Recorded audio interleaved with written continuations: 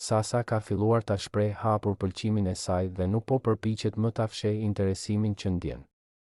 Ajo është shprehur disa herë se Edini i pëlqen dhe nuk e ka problem ta thotë këtë para banorëve të tjerë. Në shumë momente, vërehet se Sasa e vështron, i buzëqesh ose kërkon praninë e tij, duke treguar qartë se emocionet e saj janë të sinqerta dhe nuk janë vetëm lojë, mirë po situata komplikohet nga fakti që Edi aktualisht është afruar me Dolçen. Mes tyre është krijuar një lidhje që ka marrë vëmendjen e të gjithë shtëpisë. Ata kanë pasur momente intime, biseda të gjata dhe qëndrime të ngrohta pranë njëri tjetrit, gjë që e bën të duket sikur janë një çift në formim e sipër.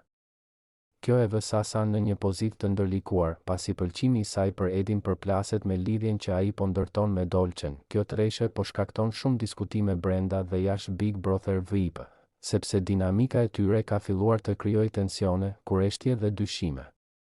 Shumë banorë pyesin se çfarë po ndodh realisht, a do të vazhdojë Edi me Dolçen, apo ndikohet nga pëlqimi i Sasës, apo a do të ndryshojë diçka në sjelljen e tyre në ditët në vazhdim. Për momentin, gjithçka mbetet e paqartë dhe publiku po pret të shohë se si do të zhvillohet kjo histori mes Sasës, Edit dhe Dolçes brenda shtëpisë së Big Brother.